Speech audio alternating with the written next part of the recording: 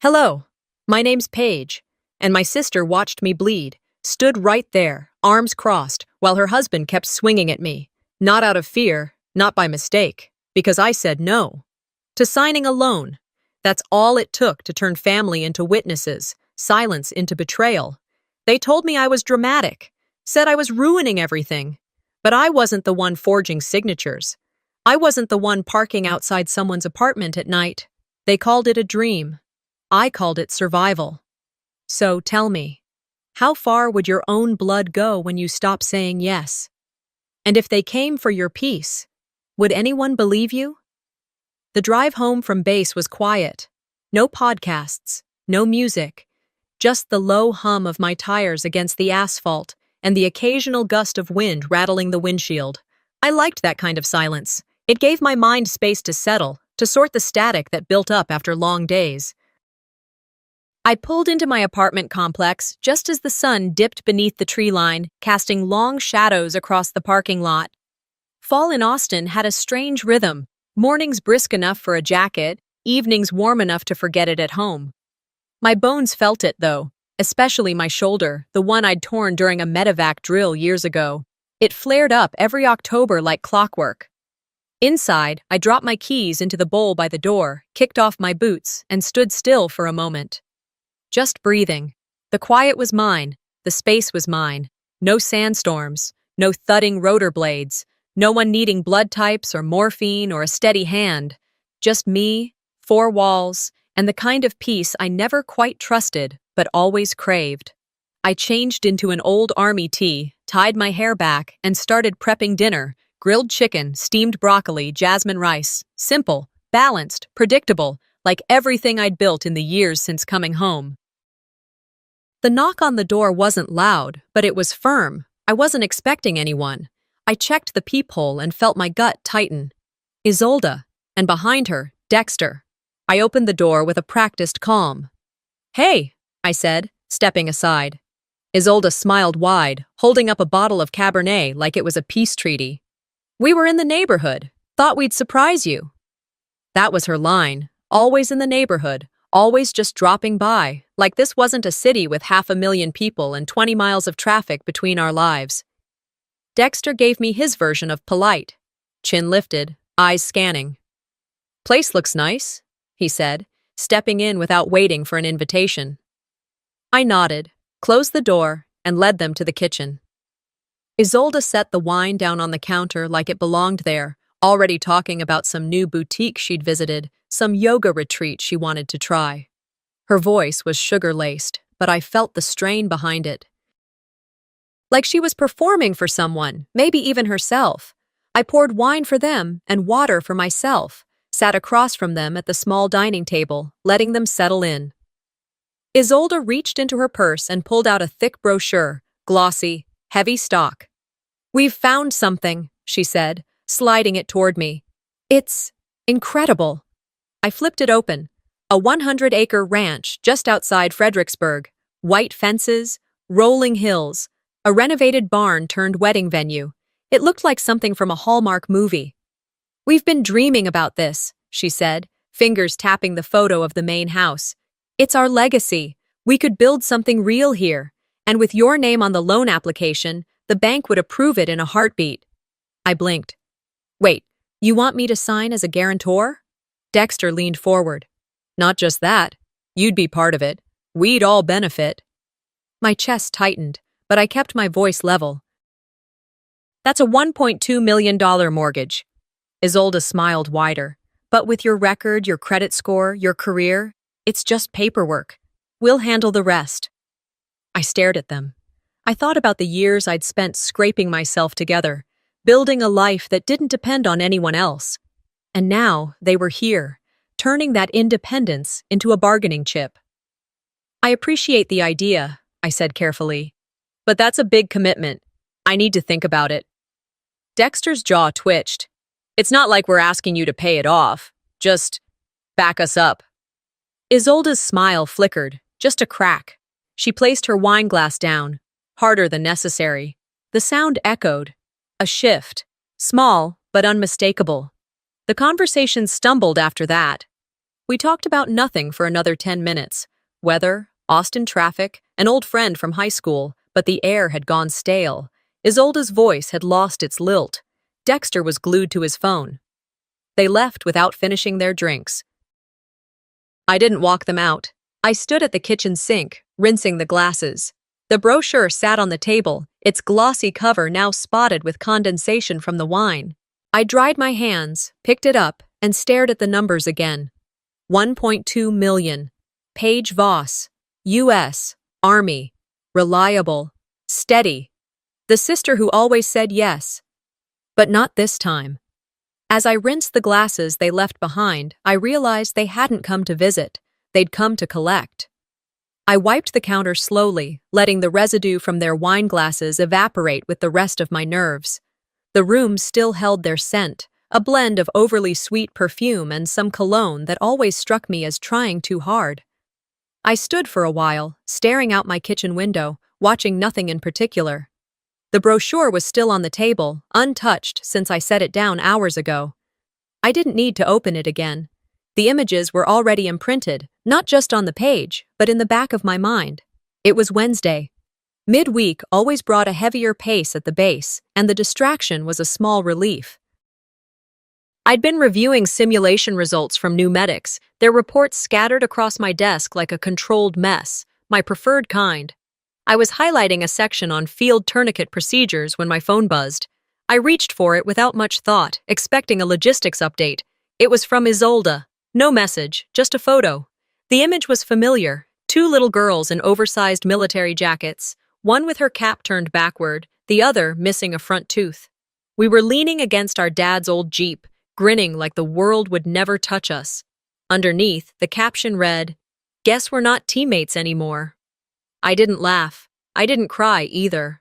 I just sat there, the phone in my hand, heart somewhere between a skip and a stall. I hadn't seen that picture in over 20 years. We used to keep it on the fridge when Dad was stationed in Fort Benning. It had always made me feel safe, until now. Now it felt like a warning shot.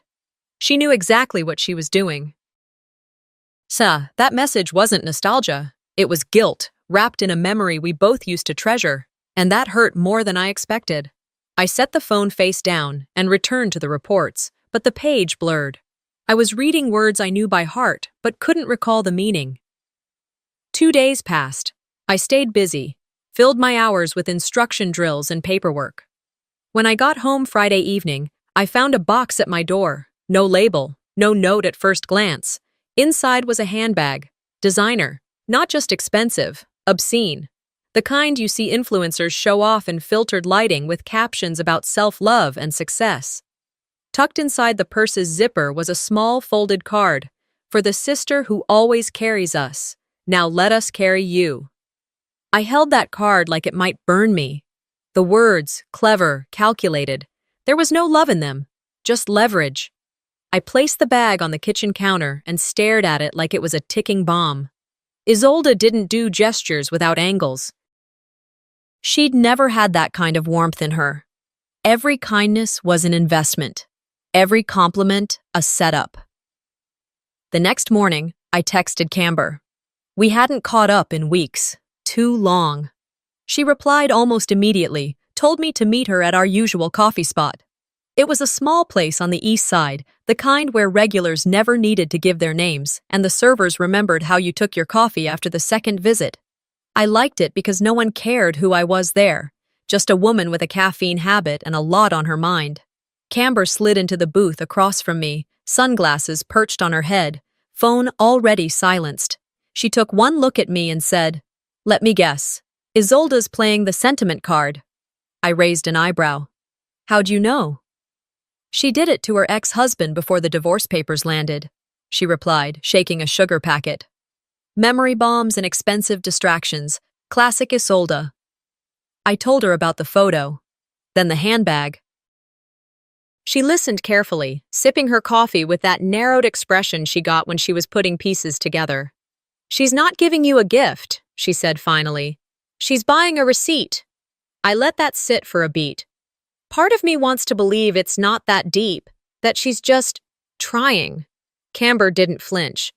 "Trying what, exactly?" To remind you of when you didn't know better?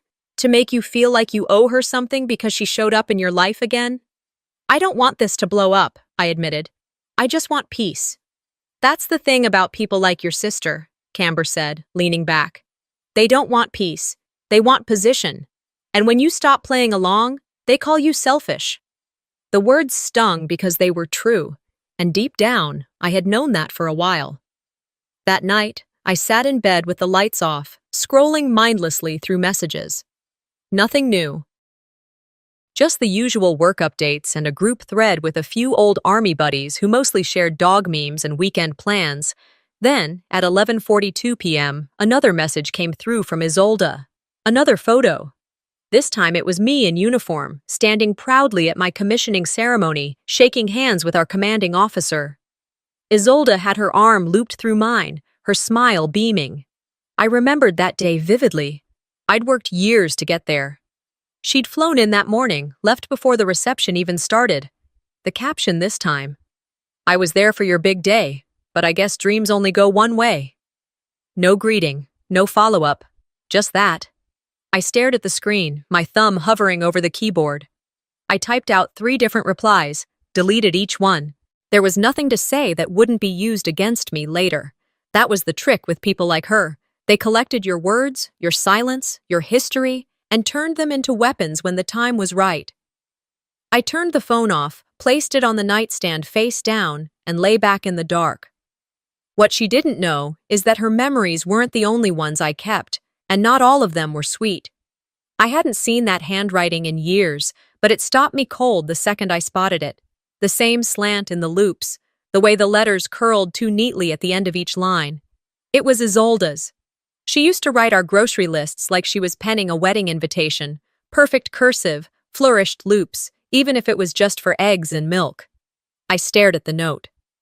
You're making this harder than it needs to be. Just sign. No name. No explanation. No direct threat. Just that kind of message designed to sit under your skin and burrow into your nerves.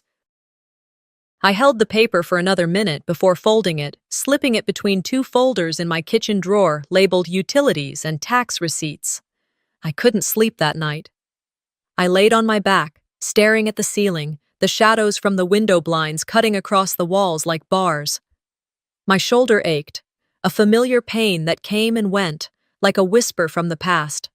I reached up to rub it, and my fingers brushed the scar beneath the skin. That old wound hadn't acted up in a while. That's when it came flooding back. I was 19, home from college for spring break. Isolde and I were supposed to be cleaning out the guest room for our cousin, who was visiting from El Paso. I had $20 to my name, had been living off instant ramen and dollar tacos for weeks. Isolde asked if she could borrow the last of it. I told her no. I needed it for gas to get back to school. She didn't yell. She didn't slam a door. She just waited until I turned to walk down the stairs, then shoved me, hard. 3 steps. That's all it took. My foot slipped, my elbow cracked against the railing, and I landed with my back against the tile, breath knocked clean out of me. I didn't cry right away. I remember that clearly. I just laid there, stunned, and watched her look down at me, face completely blank. Later, at the hospital, I told the nurse I'd fallen in the shower. My mom whispered on the drive home, "Let it go, Paige. Sisters fight. Don't make it worse." So I let it go, like I let everything go. Until now. The following morning, I pulled myself out of bed early and walked the perimeter of my apartment building. I wasn't sure what I was looking for. Tracks, evidence, a sign, but it wasn't hard to spot. A black pickup parked across the street from my unit, engine off, windows tinted. No one inside, not for the first time, and not by coincidence. I snapped a photo, noting the license plate and timestamp, then another from a different angle. A chill crept over me, but I pushed it down. Back in Kandahar, I'd learned how to notice patterns. How silence, when it came in the wrong places, meant everything. This silence was the same. I walked back inside, locked the door behind me, and pulled out the small box from under my bed. Inside were a handful of tools, my digital recorder, a motion detector light, and a small security camera I'd used in a past rental. It didn't stream to the cloud, but it recorded everything to an SD card. I installed it near my mailbox, angled just enough to capture the sidewalk, street, and the front of my building. I didn't want confrontation. I wanted proof. There's a difference. The next few days passed in a kind of fog. At work, I kept my voice steady while teaching, but I was off. One of my cadets asked if I was okay during a training debrief.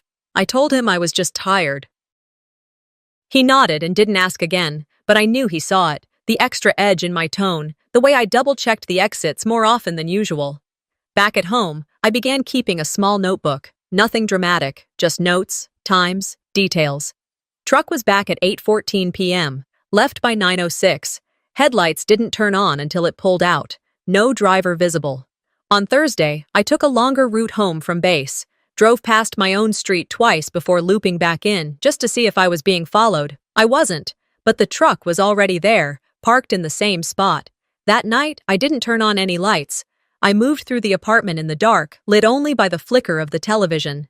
I wasn't afraid, not really, just waiting, like I had been before so many raids overseas, the sense that something was coming, the certainty that no one was going to stop it but me. Around midnight, I stepped out onto the balcony with a mug of tea. I kept the lights off so I wouldn't be a silhouette. While, across the street, the truck idled for another 10 minutes before driving off. No headlights again. When I came back inside, I found another note. This one wasn't in the mailbox or taped to the door. It was slid underneath it, deliberate, precise. Same handwriting. You've got until Sunday, family or no family. No signature, just that. But now it wasn't a suggestion, it was a deadline. The next morning, I forwarded the license plate and photos to Camber with no context, just, "Can you run this?" She called an hour later. "That's Dexter's old truck. He sold it after the wedding, or claimed to. Registration's still in his name." I thanked her, promised I'd keep her updated, and hung up. That evening, I locked every window, bolted every door. I'd done it 1,000 times before, overseas, on base, in transit. But this was different. This was personal. This wasn't the kind of threat you could disarm with a weapon or neutralize with a tactic. This was closer, quieter, more dangerous. It was family. Sunday came like a slow drum roll, steady and inevitable. I didn't want to go to dinner, but saying no would have meant feeding their narrative, that I was pulling away, that I was acting better than everyone else, that I was too military to be family. So I baked a casserole, my mother's favorite, sausage and sweet potato, the one I always made when we were pretending to be close. The sun was dipping low as I pulled into her driveway. The sky had that peach blue haze Texas evenings are known for, and from the street, everything looked peaceful. The porch light was already on. The scent of fried okra wafted faintly through the air as I stepped up the path, familiar, almost comforting, until I opened the door. The house buzzed with voices and clinking silverware, laughter here and there, people talking over each other. I spotted my Uncle Gordon near the living room, holding a beer, mid-story about something that happened at his auto shop. My mother waved from the kitchen without breaking stride, calling out, "Just set the casserole on the counter, hun." I did. Then I stepped into the dining room and felt it. Everyone was already seated. A spot had been left for me at the end of the table, furthest from the head. I nodded, gave a small smile. Nobody said a word, no greeting, no "Hey Paige," no eye contact. I took my seat. Conversations picked up again, like I hadn't walked in at all. They weren't ignoring me outright. It was worse than that. They were talking around me, like I was furniture. I passed the cornbread without being asked, poured water in silence, listened as my cousin joked about someone's bad haircut. I tried to catch my mother's eyes once, just once. She didn't look up from her glass of iced tea. Then came the moment I should have seen coming. My uncle leaned over his plate, fork dangling in hand. "In this family, we always show up for each other," he said with a grin, looking right past me. "Right, Paige?" Someone chuckled. I froze, spoon halfway to my mouth. My mother didn't flinch, didn't blink, just sipped her tea. The thing about these dinners, they don't blow up, they bleed out, in little cuts. In the way they use silence to shame, in jokes that aren't jokes, in stares that say more than words ever could. I set my spoon down. "I need to go," I said softly, rising from the table. And that's when my mother finally spoke. Not with concern, not even curiosity, just a sigh and a question sharpened with judgment. "Do you always have to take everything so personally?" I looked around the table. Not one person met my gaze. My hands were steady as I picked up my purse. The casserole sat untouched on the counter. I didn't bother wrapping it. As I stepped into the hallway, footsteps followed, heels clicking with purpose. I didn't have to look back to know it was her, Isolde. She waited until we were alone, right there in the narrow entryway, just out of view of the rest. Her tone was casual, polished, too smooth to be anything but rehearsed. "You won't do anything," she said. "You never do."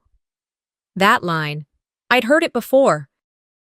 Not just in words, but in tone, in glances, in every moment she'd pushed me around growing up, when she'd shoved me down the stairs, when she'd told people I was too rigid to understand fun, when she'd watched me cry and asked flatly, "Are you done yet?"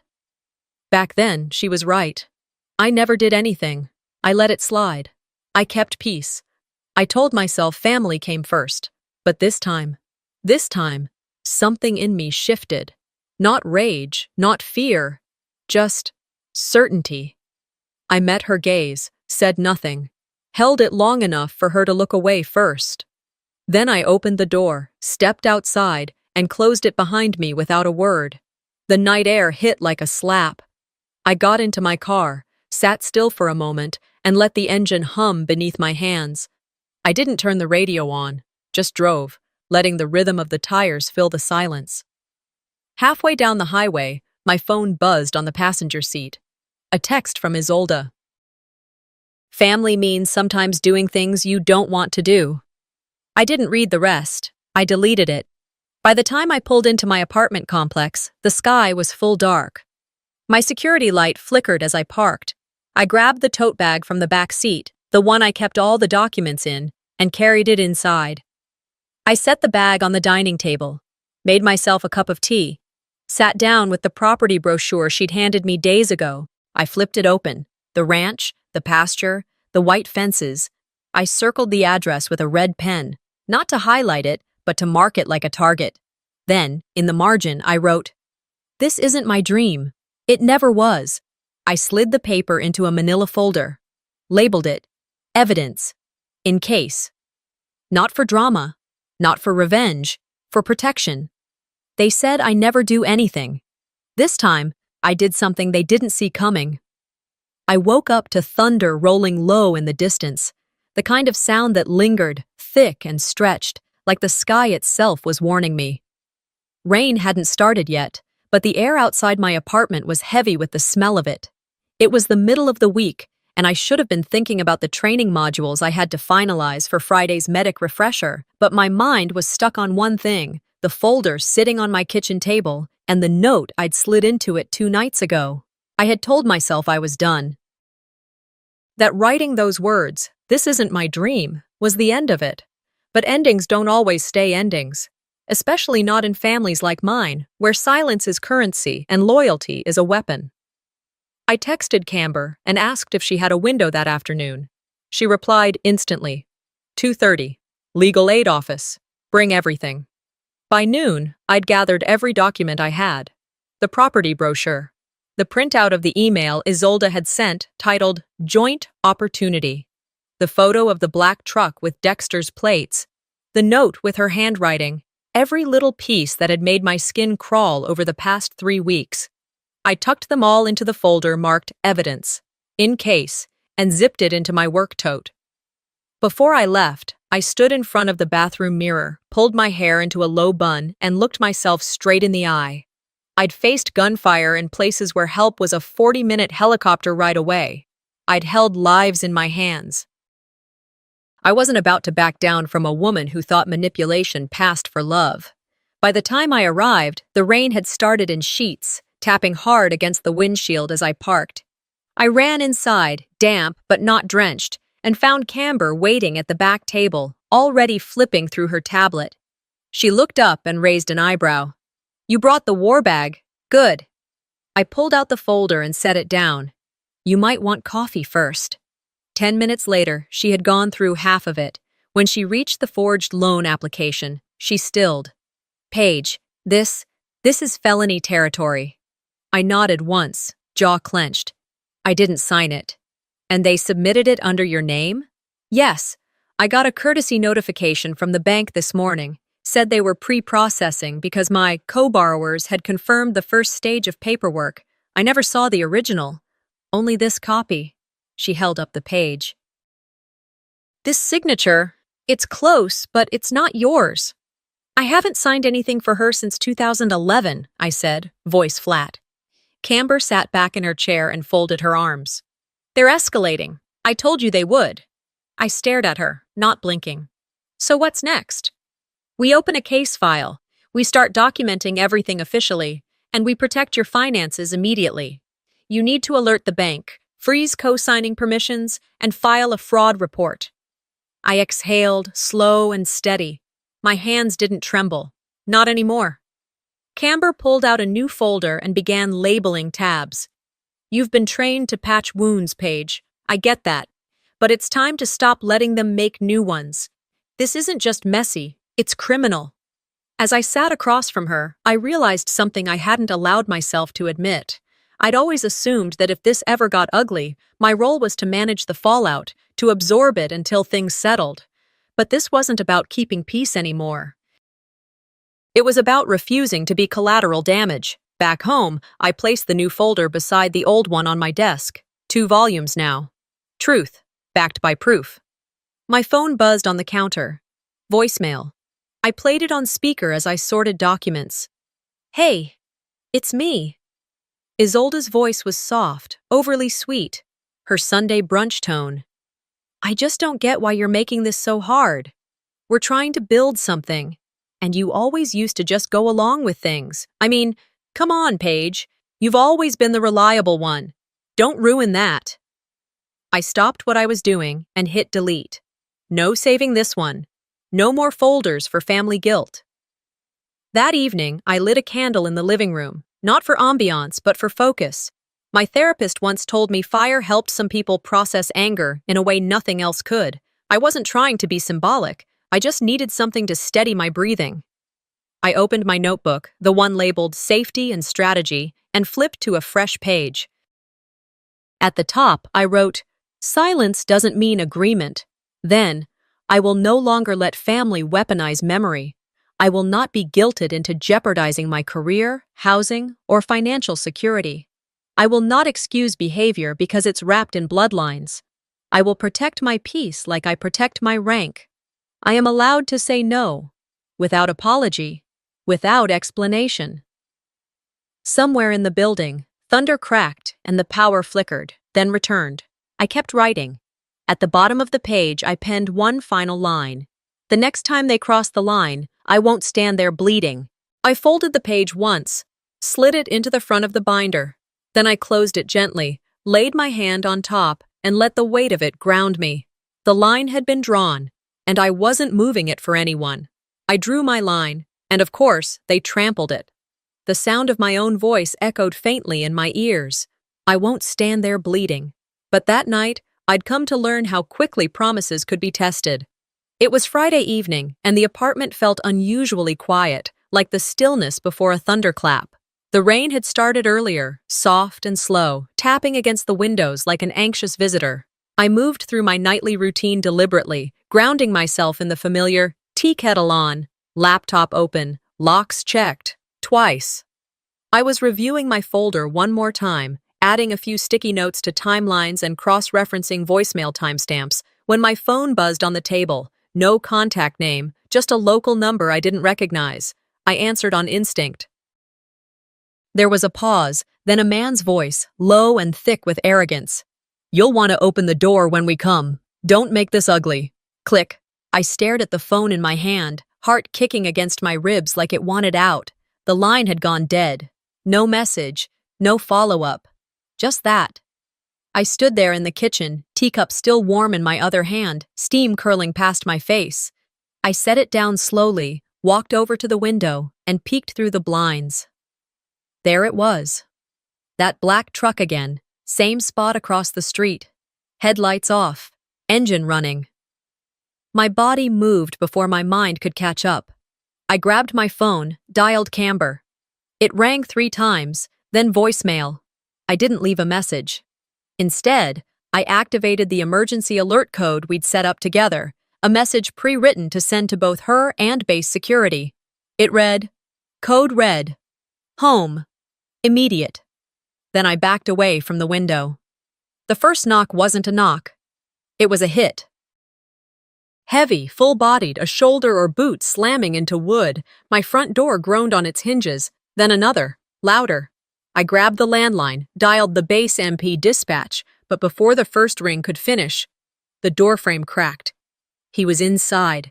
Dexter's frame filled the space like a shadow turned solid. His eyes were wild, glossy with whatever he'd been drinking, face flushed red beneath a week's worth of unshaven stubble. The collar of his shirt was damp. Rain or sweat, I didn't care. He reeked of whiskey and power. "Where's the damn paperwork?" he growled, voice slurred but clear enough to make my stomach clench. I tried to step back, but he was faster. His hand slammed into my chest, shoving me against the wall. My shoulder, already worn from combat gear and weight, hit the frame so hard I heard something pop. Pain bloomed immediately, hot, radiating. I gasped, more in shock than sound. Before I could regain footing, he was on me again, gripping my wrist, dragging me toward the center of the living room. That's when I saw her. Isolde, standing just inside the broken door. Arms folded, rain dripping from her hair, down her cheek, and still, not a single shred of panic. She watched like she was supervising a contractor fixing her roof. "Isolde," I rasped. "Call someone. Do something."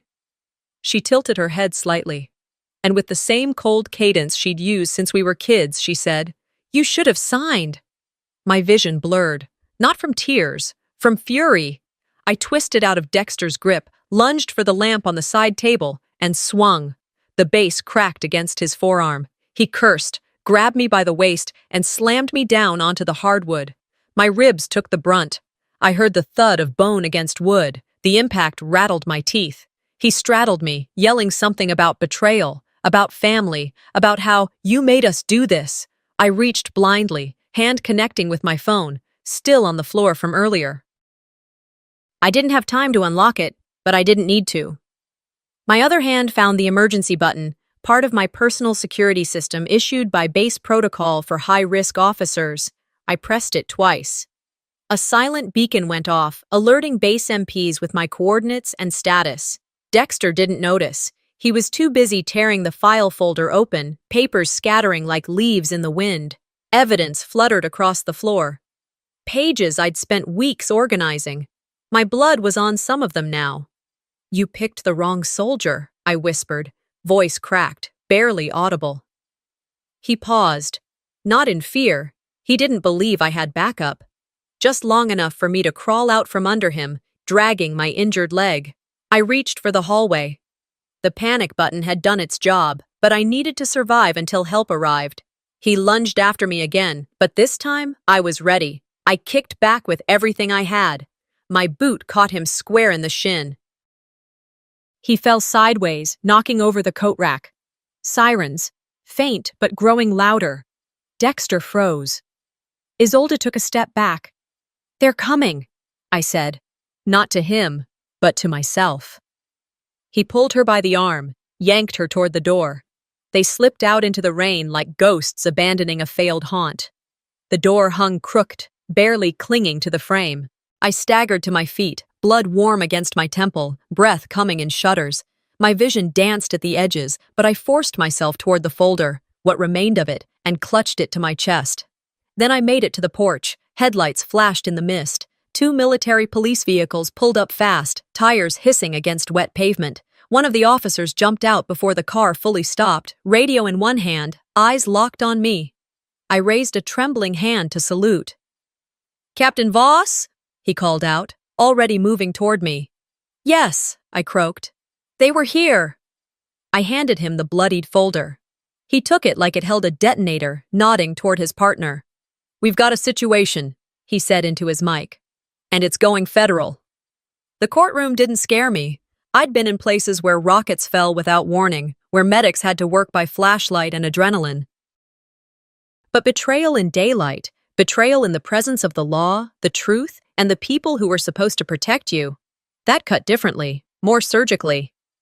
It was early Tuesday morning when Camber picked me up. The sun hadn't fully risen, and the streets of downtown Austin were still wet from overnight rain. I clutched the manila folder on my lap like it held the oxygen I needed to breathe. Exhibit A, home security footage, was clipped to the top of the stack, followed by hospital records, photo evidence, voicemails, and the transcript of the 911 call placed by base MPs. Camber didn't talk much on the drive. She didn't have to. Her presence was steady, like a metronome keeping time for a heart that wanted to race. When we arrived at the federal courthouse, I paused on the steps, looked up, took a deep breath. This wasn't war, but it was a battlefield, just a different kind. Inside, the hearing room was sterile and quiet. Pale wood benches, a clean, polished floor. It smelled like old carpet and printed paper. The only noise was the shuffle of files, the occasional cough, and the clicking of legal shoes against tile. The judge hadn't entered yet. I scanned the room and saw them, Dexter and Isolde, sitting 2 rows ahead. He wore a pressed suit, his hair neatly combed, a flag pin on his lapel like he'd earned something that made up for what he'd done. Isolde was dressed in navy blue, subtle, serious, controlled. She didn't turn around. Camber leaned close. "You okay?" "I'm not sure okay is in my vocabulary today," I said. She offered a slight nod, then turned her attention forward as the bailiff called everyone to rise. The judge entered, introduced the case, and we began. The prosecution laid out the charges first: unlawful entry, physical assault, conspiracy to commit fraud, and endangerment of a federal officer, since I was technically still under military jurisdiction at the time of the attack. They presented timelines, statements, and then the video. The footage rolled on a screen to the left of the judge's bench. It was silent, colorless, a bit grainy, but every moment was clear. The knock. The door breaking, Dexter entering. Isolde behind him, me being shoved, grabbed, thrown. At the moment where Isolde said, "You should have signed," the courtroom stilled. No one breathed. When the video stopped, Camber stood. "Exhibit A, Your Honor. The rest is for context, but the truth is already there." Next came my turn to testify. I walked slowly to the stand, my side still stiff from the bruised ribs. The judge asked if I needed a cushion, and I said no. I wanted to feel the discomfort. I wanted to remember this moment fully. Camber's voice was calm but strong as she questioned me. "Captain Voss, can you describe your relationship with the defendants prior to the incident?" "Dexter is my brother-in-law. Isolde is my sister." "And what happened in the weeks leading up to the night of the assault?" "They asked me to co-sign a mortgage. I declined. Repeatedly. They escalated. There were threats, manipulation, and eventually, violence." "What was said to you at the moment of the assault?" I looked across the room. Isolde was staring at her lap. She said, "You should have signed." The silence in the room became heavier, like even the air was waiting for someone to deny it. But nobody did. Camber handed me the printed screenshots of their messages.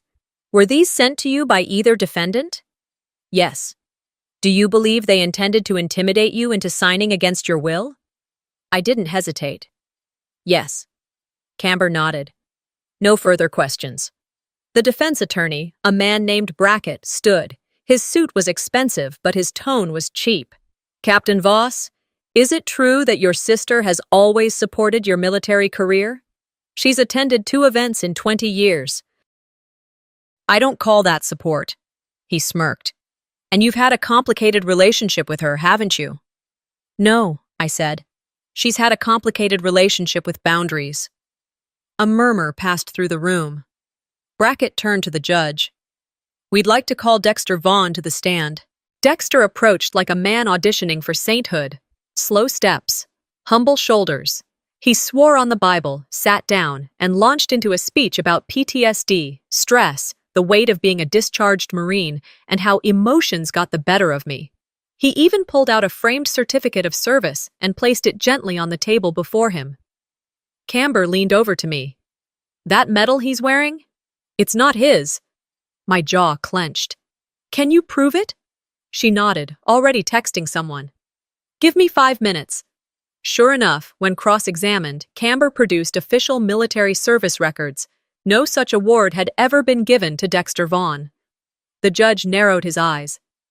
Mr. Vaughn, are you presenting falsified military honors in this courtroom? Dexter stumbled. I was told by a buddy. I didn't know. It was over. Right there. Everyone in the room could see the lie unraveling. No more speeches. No more sympathy. Then they called Isolde. She walked to the stand slowly. Her expression was neutral, but I saw her fingers trembling. Just slightly. She was sworn in, sat down, and bracket began. Miss Kavanaugh, were you aware of your husband's intention to confront your sister that night? She hesitated. He wanted to talk to her. That's all. And did you witness any violence? Long pause. Then, without looking at anyone, she whispered, Yes. Can you clarify? I saw him hit her. Twice. Maybe more. Did you intervene? Another pause. No. And did you, at any point, say the words, You should have signed? Tears welled in her eyes, but her voice stayed flat. Yes.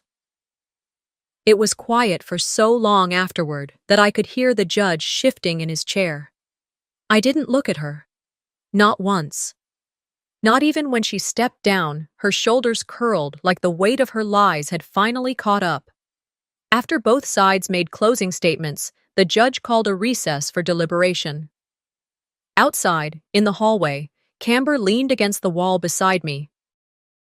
Whatever happens, you did it. I nodded, the weight in my chest starting to lift, just slightly. An hour later, we were called back in. The judge read the verdict aloud. Guilty, on all counts. Dexter would serve time. Federal.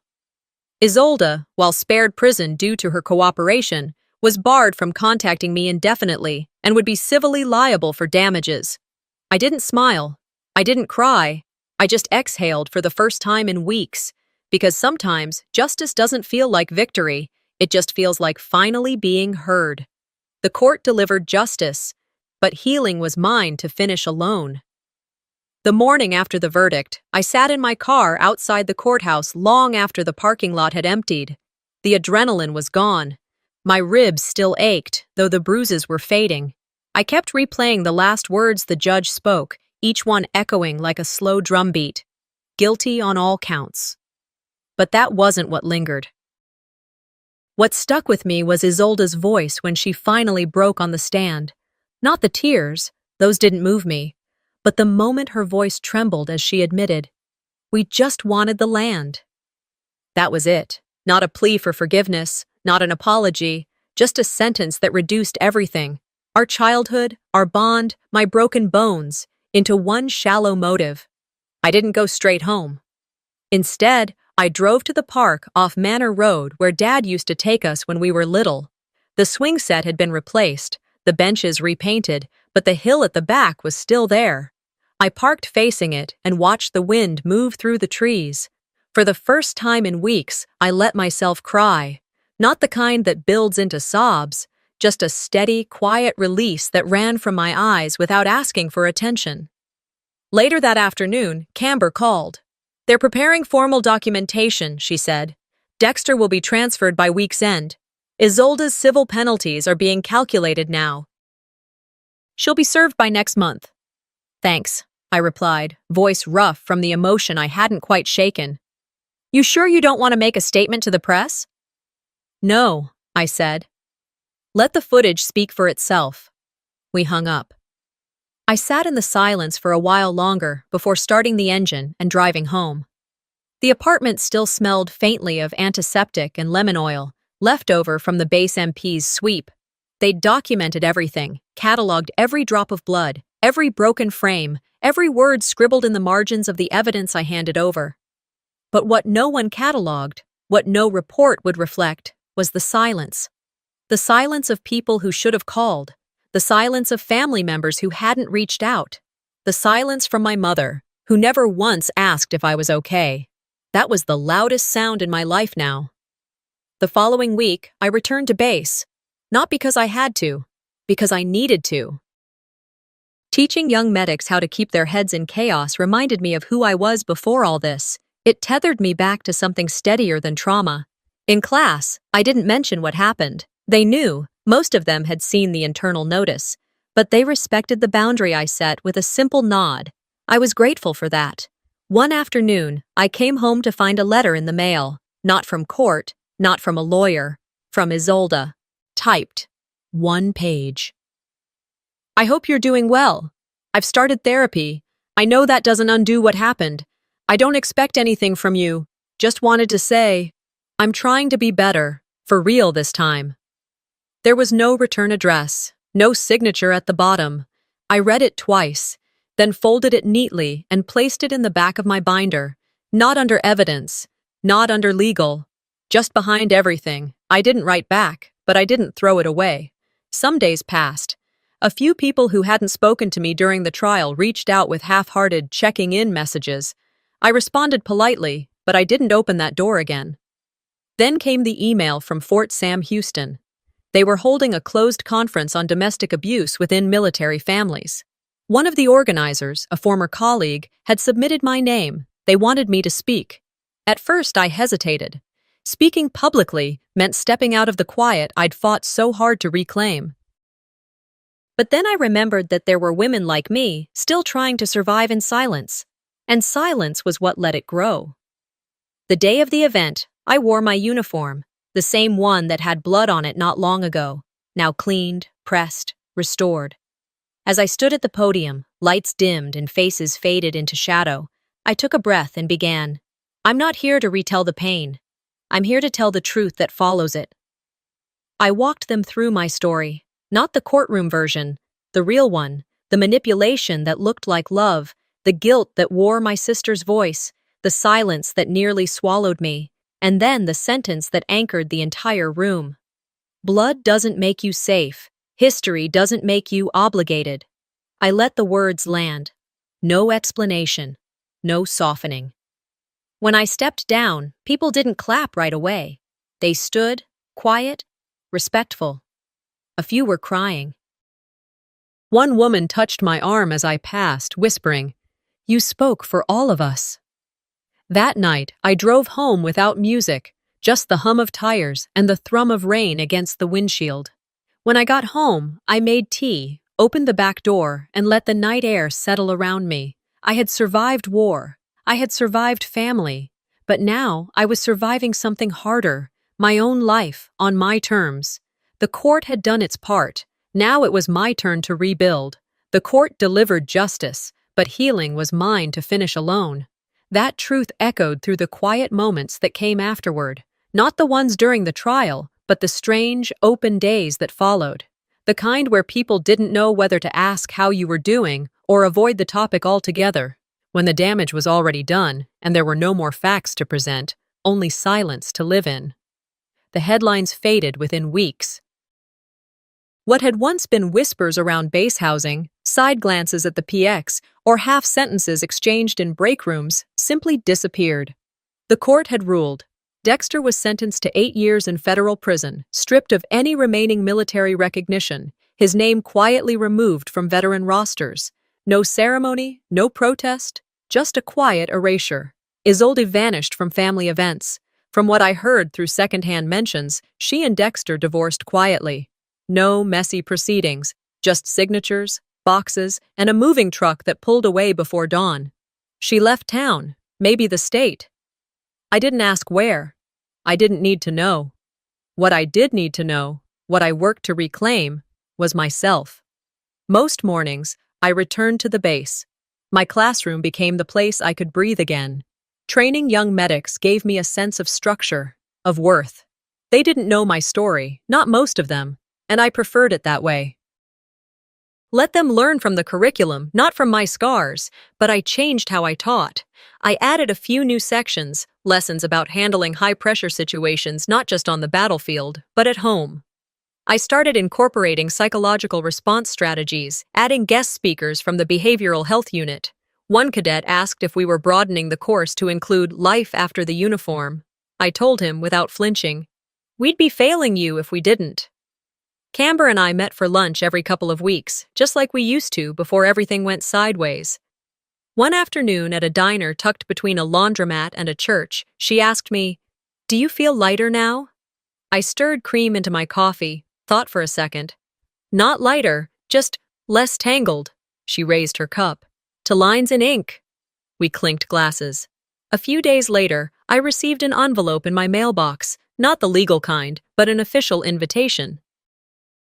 A military-sponsored conference was being held in San Antonio, Resilience Boundaries in Military Families. There was a note at the bottom. "We'd be honored to have you speak." I read it twice, set it down, walked away. Later that evening, I picked it up again and said yes. The auditorium was filled with uniforms and civilian clothes alike. Rows of polished shoes, notepads, faces trying not to show what they'd lived through. I stepped up to the microphone in full dress blues, not because I had to, but because I earned the right to stand there as myself. "I'm not here to recount pain for sympathy," I began. "I'm here because silence almost cost me everything." They listened, and I told them about the sister who watched, about the brother-in-law who hit, about the house that became a battlefield and the court that became a witness. But more than that, I talked about what no one teaches in boot camp. What to do when the harm comes from within the walls you're supposed to trust. I told them silence can feel like strength, until it breaks you. I ended with this. When someone uses your love as a leash, that isn't family, that's control. The room went still. Then, slowly, people began to rise. A standing ovation, not loud, not theatrical, just respectful, steady. Afterward, as I gathered my notes, a woman approached me, older than me, probably late 60s. Her hair was tied back, and she wore a navy cardigan with a gold pin that caught the light. She leaned in and said softly, "Your story sounded like mine. Thank you for not sugarcoating it."